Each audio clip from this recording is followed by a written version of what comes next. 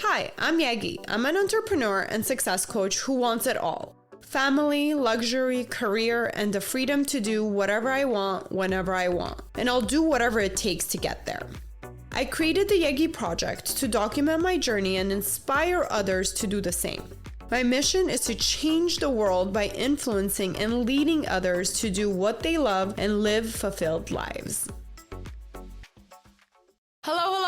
Welcome back to the Yegi Project. Today we have Kiri Mohan, who is an entrepreneur that supports other women in their journey of having the life that they desire. She focuses on freelance entrepreneurs to help them start or grow their career in order to have that balanced life and freedom that they desire. One focus that she does have is earning a six-figure income with putting in less than 25 hours a week, which sounds amazing to me, and I cannot wait to pick her brain about her strategies and how she has come up with this plan for her coaching clients. Now, with that said, she also has a podcast that supports other entrepreneurs in their journey, and it is called Her Balanced Hustle. Kiri, please, in your own words, I hope I didn't mess that up too much. Tell us who you are, what do you do, and what was your journey to get here? Awesome. So happy to be here. Thank you for having me on. So I am Kiri, and I am a coach, a business coach. I specifically help service-based business owners, which is pretty much almost always freelancers. Now I have a few options. I've got a course, I've got private coaching, group coaching. I do like one-day sessions, super fun. And like you said, what I try to do is really help freelancers learn how to make a six-figure income and work 25 hours a week or less. And yes, it's totally possible. It kind of comes down to how you price yourself, the strategies around that, and also the contract plays a lot into it. And I talk about availability, turnaround time, getting away from hours, making sure that you are packaging your services to give the best quality without having the client focus on hours all the time, right? Because then you can build this lifestyle that you want, work 25 hours a week or less, and charge more. So that is basically what I do. And how I got here is, how far back do we want to go, Yegi? Go all the way back. So how did you know first you wanted to be a coach? What has your past work experience been that led you to this passion of yours today? Well, believe it or not, I went to college for meteorology, which is predicting weather. So something totally unrelated. A lot of physics, a lot of calculus. I wanted to be the weather person on TV, and I got internships in that. And I started getting job offers once I was sending out my demo reels. And it's a lot of work for not a lot of pay when you start out. And I said you know what, I'm talking about it lightly, but it was a big crisis in my head at the time. And I was, crying and a lot of back and forth and indecision because, my parents put a lot of money into college. A lot of my effort and time went into the physics and the calculus and all of that. And I was like, I'm basically throwing this away, right? So then I started looking about what are my strengths? What can I do well? And I looked at wedding planning, professional organizing, executive assistance, all these things that focus very well on organization. I ended up picking executive assistant because I didn't want to be working weekends, which professional organizers and wedding planners usually have to. And I wanted to be in an office. I figured it was very stable, 9 to 5, no weekends, straightforward. And executive assistant work it's easy, but it's hard to do well because you need to be super organized. So I ended up going that route and getting bored while I was in the office. And I started being why am I even coming in? And this was 2012 or 2013. And already I was thinking why am I even coming into the office? This is stupid. I can do it all from home. And I started looking up work from home, executive assistant jobs, and I stumbled upon freelancing. And that just changed my life. And I looked at it. I was oh my God, I could take what I know and do it online and I could create my own hours. Oh, wow, that's amazing. And then I started seeing that you also had to create your own money and find your own clients and all these things. I was oh God, no, never mind. It's not for me. Not for me. No, thank you. So I ended up shelving that. Back then, I thought I was erasing it completely from my brain. And I ended up getting another job, doing the same thing over and over again. And then one day I thought like the same thing came up where I was like, oh, I'm kind of bored. Do I really want to be doing this? And I was like, you know what? That freelancing thing. Why don't I Yeah, just try it? another nudge towards that Yeah. direction. I was like, I'll just try it. And if it doesn't work out, no harm, right? I'll continue doing what I'm doing.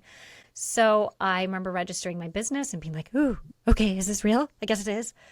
And then I started marketing it and I started getting really into it. I started being like, oh, this is fascinating. Like just like the different aspects of what you could control. I am a little bit of a control freak, but like, controlling your how much money and marketing and who bites and the way you get on sales calls and how to convert clients. It all just fascinated me. And I went all in. I mean, I was getting up 5:36 in the morning working on my marketing. I was going to work, coming home, and working on how do I find clients, right? I was doing research, seeing what other freelancers were doing. I was observing what ideal clients were doing. I did everything. And within 9 months of when I really went all in and started marketing myself, I was able to quit my full-time job and I started freelancing. Wow, congratulations. That's a good That time was frame. Months, under a year.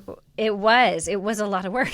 I didn't have kids at that time, to be fair. I did not have kids. It was just me and my husband. So I had that like extra time. And what happened was as I grew my business and I would casually just kind of say how much I made, people started asking like, well, how are you making 6 figures by yourself? Like no team, no agency? And I said, no. And then they would say like, well, can you teach me? And so then I was like, yeah, sure. And I started teaching people. And then after a while, I started realizing, like, wait a minute, I have a framework that I'm using. It's not just like, let me jump in and help you out. It was, oh, this is like The steps process. ABC. Yeah. So then I started thinking, like, okay, well, I can make this into a course. And then from there, it was like, I can make this into group coaching. And then I can do my private coaching around this framework and give people so it just kind of slowly continued that way until I was able to let go of more and more freelance clients and do the coaching alongside the freelancing. And now I do little freelancing and more coaching.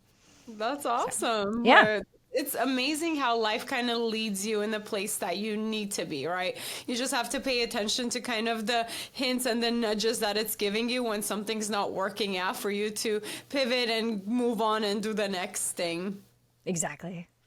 Awesome, awesome. Now, in business and in life, we all have challenges. So I always like to ask this question. Was there a big or small challenge that got in your way of success at first, where you felt like, oh my God, this is not going to work. I want to give up. But then you overcame it. Yeah. So we talk about those 9 months like, oh, wow, you did this for 9 months. Like, that's incredible. I had a good run of 3 months about where I landed like 2 or 3 clients and then I had nothing. I had nothing for 4 or 5 months, just market out. And like it was almost, it felt misleading because I'd gotten those 3 clients right away. I was like, oh man, I'm awesome. Like Easy, yeah. this is going to be easy. But I did not want to quit my full-time job until I made a certain minimum in my freelance business. And I was not near that minimum. What were you doing in your freelance business at So I first? had just, Coaching? I like went all over the place at first. I did copywriting, I did social media, I did newsletters, I did the executive assistant. What I ended up focusing on again was executive assistant because I realized my corporate background with that experience was an advantage. So I ended up then niching and going more in that direction. And that's actually something I coach about too. Like your corporate background, if you come from one, is your advantage. So use that to establish yourself before deviating and maybe trying different things.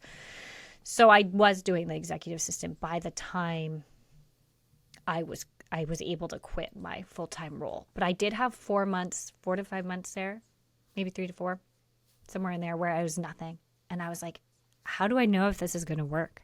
How do I know if I can, should I just quit? Should I stay at my stable That job? could Like, be very discouraging because you don't know. You don't know if it's not going to work, or do you need one last push to make it successful? That's almost like the test. How bad do you want this? How bad do yeah. you like this? Yeah. And that was, I think, the hardest time because you can't see the future. No one can see the future. So I just sat there and I kept doing what I was doing. And of course, I pivoted. I changed things. I started doing a lot more cold outreach. I started doing a lot more targeted marketing for specific clients that I wanted to get. And I stopped being so afraid. I think before I I was doing more passive marketing, hoping people would come to me, seeing my social media posts and, going to networking events, hoping they would call that business card. And then I started being a little bit more like, I'm going to start reaching out to people because I know I might get 99 no's, but I'll get one yes. And that will put me closer to my dream. So I started experimenting with different formulas. How do you do a cold pitch that will get someone to respond, right? And it was really a lot of that during the 4 months. And then finally I got 3 clients in 1 month. And I was able to make that decision to quit my role. But I will say, for everyone listening, I was making less money when I quit. I think I was making $20,000 less when I quit my full-time job. But I knew all of a sudden I would have 8+ hours a day open up to me. Focus on it and grow what you want. Yes. Wow. Yeah. Yes, and that definitely can be the biggest challenge. As we talked about, you don't know if something's going to be successful unless you put your all and your effort into it, because a lot of people too, they failed 100 times, and that 101 time, that's when they succeeded and they were able to grow. So it's really hard decision, and I see why you mentioned that as a challenge. So when things aren't working exactly where we want them to be working at first, it could be like, okay, this is not meant to be, I'm not good at this. Or you can use it as a challenge to push me, like, okay, well, I'm going to give it one more go. This is what I really want to be doing. And I think that one more go always is what makes the difference between a successful entrepreneur and somebody who just fails or, pretty much fails or gives up on their dream. And a lot comes back to energy too, not to interrupt, but like I have worked with people who are like, I think I want to give up. And it's like, where's your energy? Is it still lighting you up? Are you still like, okay, this isn't working, but maybe if I try this, right? Like that means you're still in the game. But when you reach the point of apathy and you're just like, I just don't care, then it's like maybe it is time to let it go. And I hope when I coach people, they never get to that point. I hope there's still energy for what they want to do. But for those listening, I think that's really important to listen to, like, what is your energy? Because even if you're angry, that's still better than not caring where your business goes. Yes, that's actually a very good point. We do also want to quit before we're ahead as well. So we don't want to keep beating a dead horse, right? That's the same. If whatever you're working on is really not working and you gave it your all, and like you said, you have no more energy to put into that project or that business, then that might be a good sign to try something else. Well, again, thank you so much for sharing that. So my next few questions are a little fun questions to get to know you a little bit better. So first one is, if you can change one thing in the world with a magic wand, what's the first thing that comes to mind? Clean water. Honestly, I drink a lot of water, and when I see like those commercials with people with bad water or no access to good water, I just like breaks my heart. And it's just something that to me, it's like we take for granted. We do, in these like first world places, that we're just like, take a shower and we wash our dishes and we have a dishwasher and a laundry machine and we drink. Like most of the tap water in the US is actually okay, but yet we put it in a Brita or we buy bottled water, and it's just something we take for granted. That if I had a magic wand and if I could change one thing, I think it would just be everyone having access to clean water. I love that. That's the first time I got that answer, so thank you. That's inspiring. All right, next one is, what does a happy and fulfilled life look like to you today? And was it any different 10 years ago? Today, a happy and fulfilled life would be working 25 hours a week or less. And I would put up an offer and I wouldn't have to do any effort and everyone would buy it. That is what in the 5 hours a week work. You don't want to do the marketing. You just want to have the clients and help the people. Yeah, exactly. I just want to put something like because it takes the people who sell out their offers, it takes them years to get to that point. And of course, I'm still working on that, right? Like I can put out an offer and sometimes I get bites the first day, but I still don't have enough to fill up the entire like group coaching or something. And then I have to put more offers and then I have to work some more. And then I would love just to put it out and sell out. Be like, oh, I sold out. Yeah. So that's today. And what did you ask for? Like, was it any different 10 years ago? Yeah. So 10 years ago, was actually when I started my business. And I wanted I had this thing in my head, like, if I can just make $90,000 and have my children at home, I'd be happy. And I reached that, and I did that, and I surpassed that. And sometimes I have to remind myself of that, because I'm very ambitious, and I like to go to the next step, the next step, the next step. And I have to remind myself, like, you have had your goals and dreams met. And I'm younger than 40 years old. That's huge. Like, right? Like 10 years ago, my goal was this certain thing, and I hit it within like 3 to 5 years. So be happy. Like, I was talking to my best friend about this the other day. I was like, I create stress for myself. Like, I do this to myself. We do that. Yeah, we do that. Especially as entrepreneurs, we always want more. We want to work harder. We want more, more, more. But honestly, more is never going to be enough. And recently, that's what this past almost 2 years, that's what I've been practicing, is to be in the present, in the moment, and just really just be happy with everything as it is. But it's still okay to work and want to grow and do more, but literally just feel happy and fulfilled with everything as it is. Absolutely. Because I'm like that. I'm like, what's tomorrow? What's 1 year from now? What's 5 years from now? What's next? I was doing the same thing this morning. I was taking my dog around the meadow. We have a meadow near our house, and it was so beautiful, and the birds were chirping. And I just stopped and I was like, oh, I should appreciate the present more. I'm always like, in my head, I was already thinking about oh, okay, I got to plan my offers for the summer, and what am I going to be doing? What master classes? And and then you're like, nope, stop and enjoy the moment. Yes, exactly. Awesome.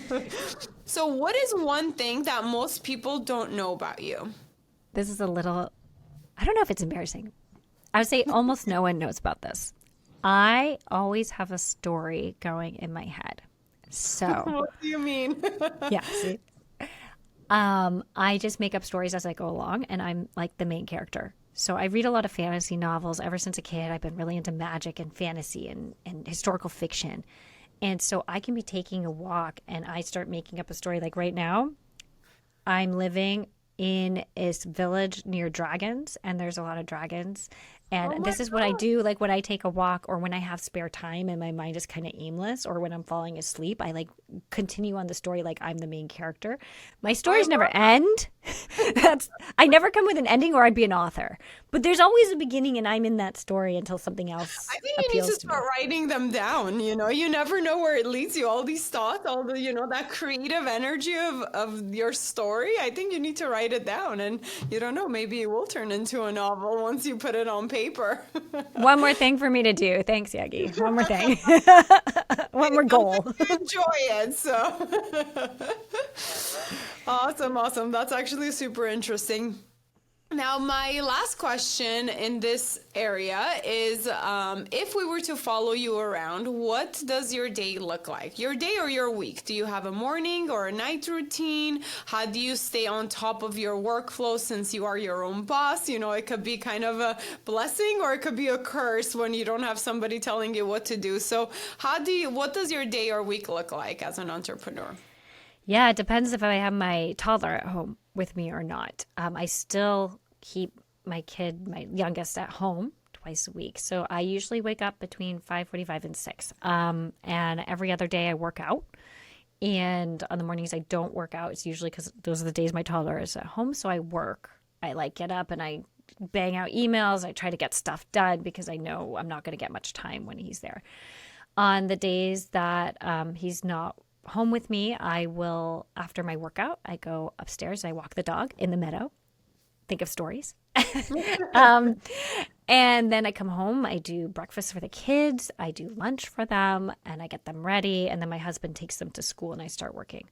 And then I work until 3, which is when I have to pick up my daughter.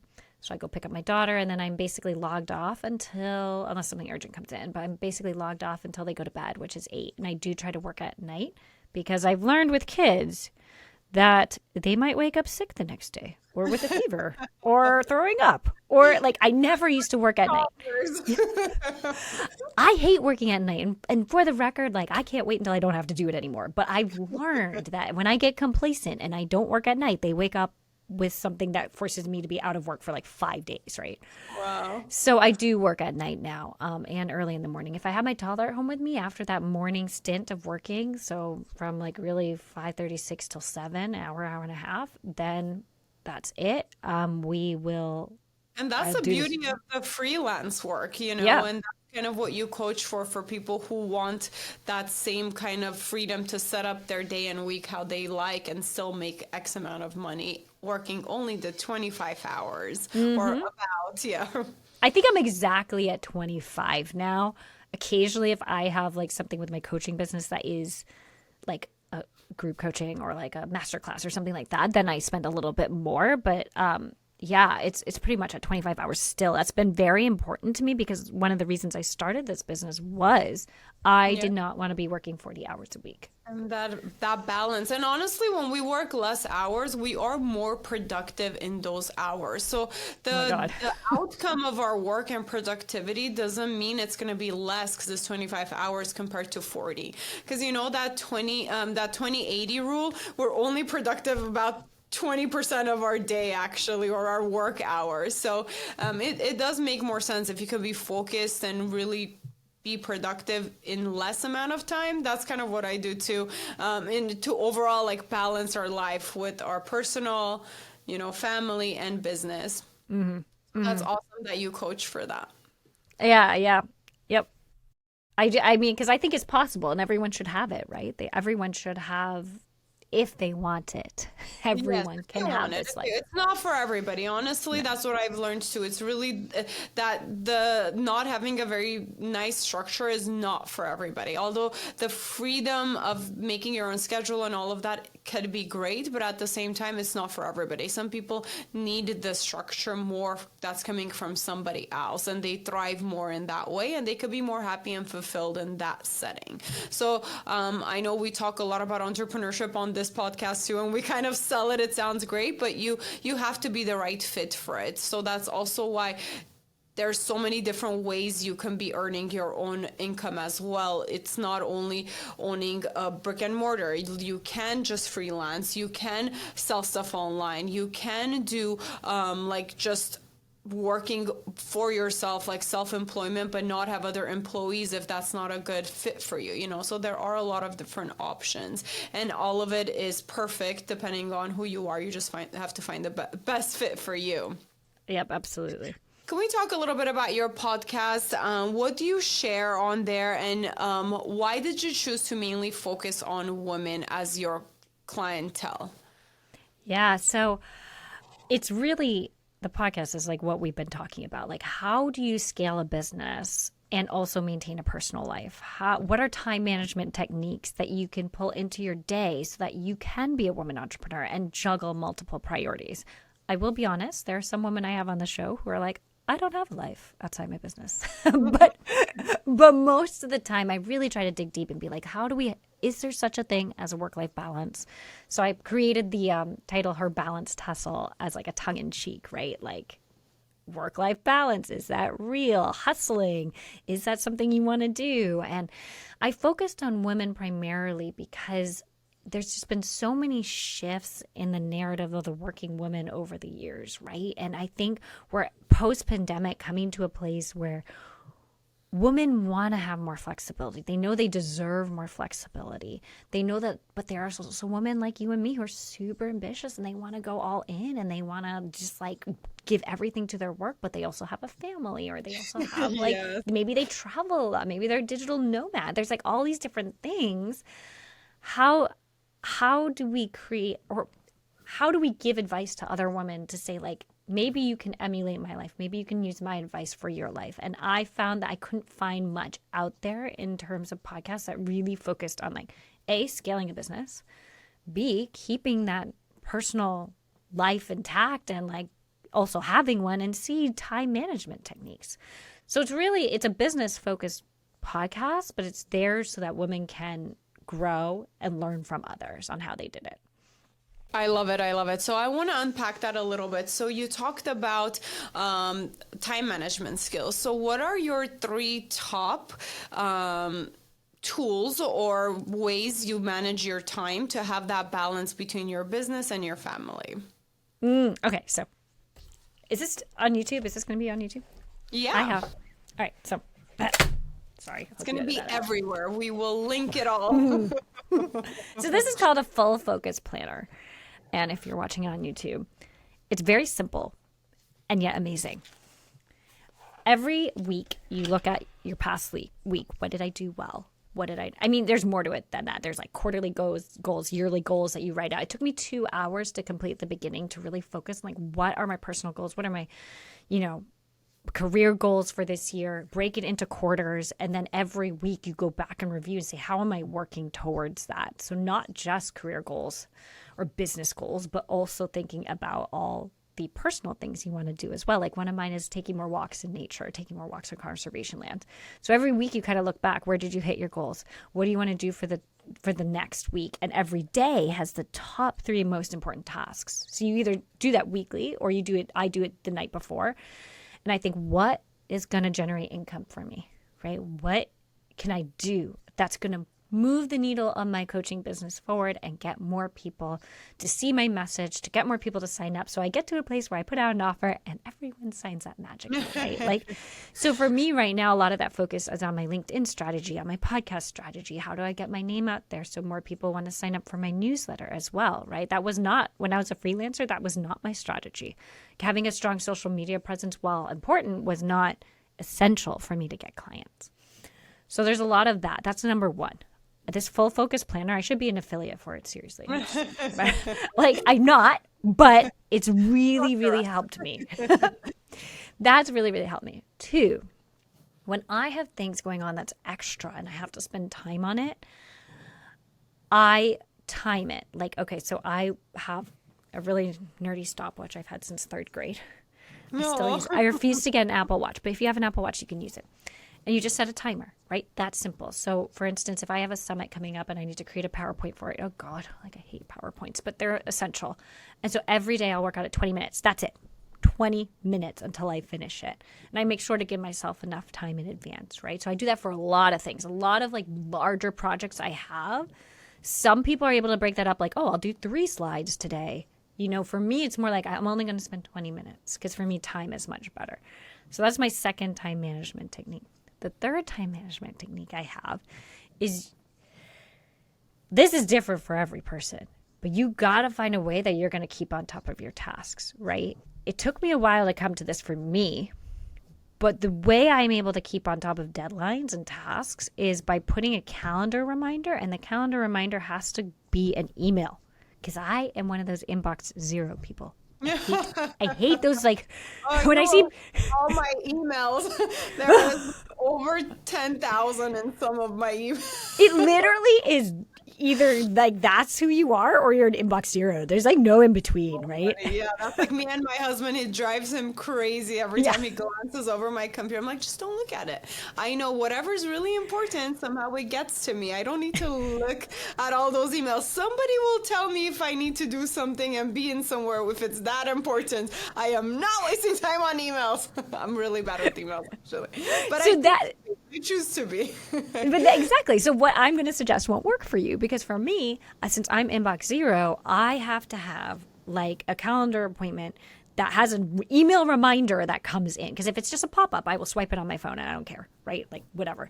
Some people, it's a project management system, right? They need to have it and they need to check it off. Some people, it's like a little piece of paper. Whatever it is, you need to find that, because when it works, it's going to work for you. And you need to make sure your team, if you have a team, knows how to work with you with that kind of system. Awesome. Yeah. So have some sort of a calendar or reminder system to keep you on track. So maybe even schedule like time slots to get X, Y, or Z done if that's the task that you need to do, and schedule it in your morning, evening, afternoon. So whatever is going to work for you. And if it's a email for you, what do? You send yourself an email. So when you see it, you have to get it done. Yeah, pretty much. It's kind of lame, but like I put like, okay, so if I'm like, yeah, I'm sure that would work for a lot of our listeners too. Yeah. Yeah. So if it's like, okay, I need to make sure I have, what's one I did the other day? Like I need to do a weekly recap for email for someone to make sure that like they can see what I'm doing. And so like every week it comes into my inbox, weekly recap email for your VA. So she knows what the progress has been, because she tries to get me on Trello. So now I have an email I have a check Trello in my calendar that sends an email to me, so I know every week to check Trello for her, because otherwise I will not go onto Trello because I don't like it. So All it's right, like, perfect. Yeah, that's a great strategy. You got to do what you got to do to get it done. So I think a good way to indicate that is, okay, see, are you missing anything in your routine? What do you keep like failing at? One weakness I had was I would schedule calls while I was in between tasks. So if I was driving from location A to location B, I would schedule like a call. And half the time I would miss it. I was late. It was just not working because I was just trying to pack too much in my day. So literally last week I made the decision when it happened again. I was like, this is just not working. I'm just going to schedule out my calls on this day, in my office day, when I'm physically sitting in an office available to like focus and take that call, or else I'm losing on this opportunity that could be this call. So we have to kind of like what you mentioned in your planner, I love this. Every week check and see, okay, what's working, what's not working, what do I need to change in our process. And I actually do that in my family life too. So I have 3 tiny kids, and it's a lot to manage with very little sleep. So that's what we do. We're like, okay, what's working in our process? If it's our night routine, whatever it is, if it's milks at night, are we cutting that out? Because this is just not working anymore. Everybody's just too crazy wanting their bottle of milk, and they're already 2 and 3 years old. We can cut this out. So it's important to visit that in your personal life, to be like, okay, this week, this is what's working, this is what's frustrating me. And if anything's really causing you stress, definitely cut it out or find a way to change that process. I think that's the best way from the tools that you mentioned to manage our time. you should get one of these. Get the full focus planner. If you I like know. writing, it's helpful for people. Like if you are a You know, writer, it's good. I love writing. I love papers. I have so many notebooks, but I think it was our anniversary gift, my husband got me one of these electronic ones, and I was like, why would you ever do that? Is that a remarkable? Yes. Is that a remark? Okay, so do you like it? I keep thinking about it. Yes, I actually like it. So at first I was like, why would you do that? You always give me like kind of expensive gifts that I'm not going to use. I love paper. I want this. I want to see it. I want to cross it off. I'm that crazy with paper and pen. I love that. But actually, I've grown to love it because I could be more organized. I could search things in it. And the feeling of how you write, it really does feel like paper, and you could really cross it off. So it's super close to a physical notebook, but it's not as heavy, and I don't have like a stack of notebooks in my in my career. Hopefully I can just keep everything there. But so far I like it. It's been maybe like 6 months that I've been using it now. So I do like it. Okay. I do need to kind of like the customized templates and all that with it. But so far I like it. So let's give it a try. I've been eyeing it for years, actually, like 3 or 4 years. I keep seeing it pop up on like Instagram ads and stuff, and I'm like, I'm so tempted. I'm so Yeah. tempted. And But I I'm a haven't person yet. who was so against it. So if I like it, I think you'll like it. Okay, I'll keep it in mind. Awesome, awesome. Now, for our listeners, is there anything you would do different in your career path that led you to kind of your ideal day-to-day life today to get you here? Well, I will say one thing I regret that's not completely tied to your question, but I regret not getting an email list started sooner. Okay, That's so a I great. think as a freelancer, I just kind of never got an email list together. I tried, didn't work out, and I wish I had. I wish I had. So that's something I try to coach my students. Like, you need one, because if business goes sideways, it's good to have like that email list that's all yours. So I have that now, but I wish I had started doing it a lot earlier. Now, if I had done so, in the beginning of my freelance career, I wish I hadn't charged hourly for as long as I did. I think that slowed me down, but I couldn't, like, all these suggestions that I saw out there didn't work with my business, which is why I like my framework, because it can work with any business. But I just took me a long time to figure that out. So I wish I had changed that, because that would have brought me to my ideal life a lot quicker, I think, for sure. Nice. Can you go over a little bit, or at least like snippets of your framework that works for you and your clients? Absolutely. I mean, I can go all into it. I'm an open book. So do what it. what I teach people at a very high level here is when we're looking at pricing, okay, first of all, I make sure that all the people I coach break out their pricing into tiers, okay? So there's like a high tier, there's a middle tier, and there's a low tier. The reason why I do this is because if you start looking around in our culture, in our society, not product-based, so we're going away from like products. If we're looking at services, software, all of that, even Dropbox, Netflix, there's all tiers. It's like, if you want this, you can have this pricing. If you want all this, you can have this. If you even want even more, Hulu plus to infinity, you can have the highest. You can pay the highest, right? So I teach people about the psychology of the way the buyer is thinking nowadays. So I think a lot of freelancers might lose out on deals because they just like, here's one price for what you asked for. Like, no, let's give different prices. Your dream list, the client's dream list, their budget-friendly list, and something in the middle, right? So that they feel like they have options, and if they really like you, they can work with you. I teach them how to attract high-income clients through their branding. So a lot of my branding message and marketing is all about reflection, which is finding your ideal industry that you want to work with, finding your ideal clients, observing their webpage. What colors do they use? How do they write their copy? What social media channels they use? And then you take those same colors, put it into your own branding so that when, again, psychology of a buyer, people gravitate to what they're familiar with, right? So they're going to gravitate like, oh, they don't even know what's happening, but they see that the same colors are there. They see that the, photos are similar to theirs, or like the layout of the webpage or the way you write is similar to theirs. And they're like, oh, I would like to work with this person.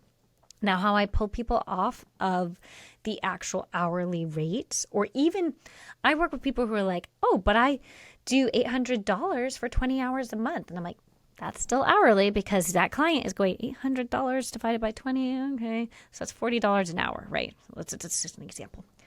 So what I do is I teach them, like, you need to think about with your client base about availability and or turnaround time.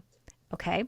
So if this client wants like 5 calls during the project of building a website, right?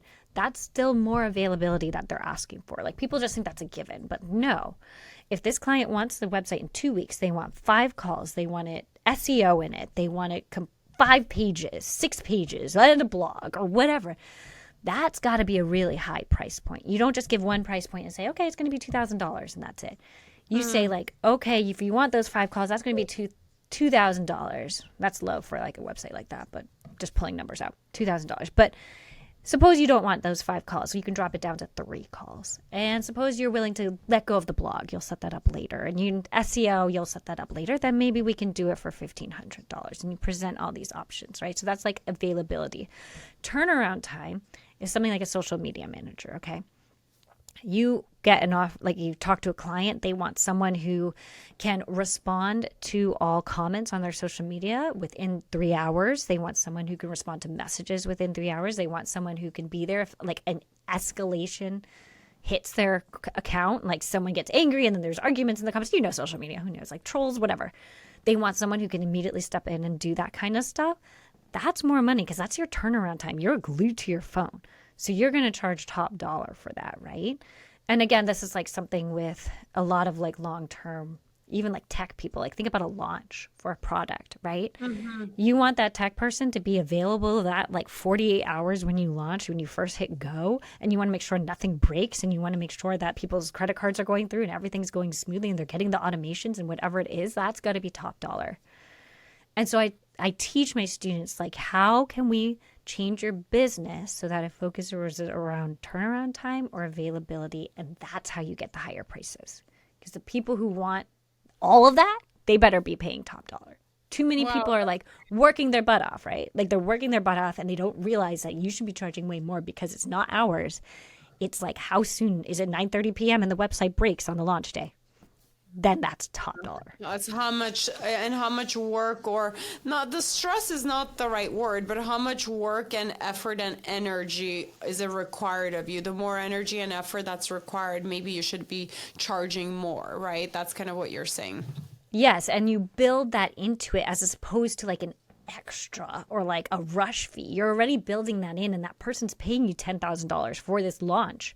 because you're going to be there in case something breaks. And you might not get sleep, but that's the choice you made, right? Or maybe to lose out on sleep, maybe that's worth $20,000 for you. So maybe that's how you should price it, right? So there's just different things that people need to think about. And that is the best way I've found to get that top dollar and make sure you're moving away from hourly. And any freelancer can use it. Okay, wow, that's great advice. Thank you so much. Now, before we close, we are running a little short on time. Is there any last words of encouragement you can give to our listeners, and where can they find you and connect with you? Sure. So, gosh, I would say always think about your energy levels, right? Like how we talked about. And it's like, if you're still excited about your business, then there's still hope for your business, and keep going. Keep pivoting, keep changing. Look at your marketing strategy, see where you can add things. If you're being completely passive and just posting on social media, it will take you longer. It will. So how are there other ways that you can bring people to your business, and start thinking about that, because you can succeed. It's all about, if it's not working right now, then you need to pivot and try differently. So, and where to find me? Yes. Where to find me. So we'll include a link, I think, in the show notes for my podcast if you're interested in learning about from other women how to scale your business and how to make sure that you are also maintaining a personal life, her balanced hustle. Otherwise, you can find me at corporate2contract.com, and that's the number 2. And you can find my course. You can find info about group coaching and one-day workshops or masterclasses, all of that, all on the site. Excellent, excellent. Well, thank you again, Kiri. It's been a pleasure talking to you, picking your brain. You have such good advice for our women entrepreneurs out there, any entrepreneur listening, actually. And thank you to our audience. Thank you for listening, tuning in every week. And until next time, bye. Bye. Thank you. Thank you for listening. Please rate and review this podcast. Follow and engage with us on social media under the Yegi Project. And if you're interested in being a guest, email info@theyegiproject.com. And don't forget to subscribe so you don't miss out on any future episodes.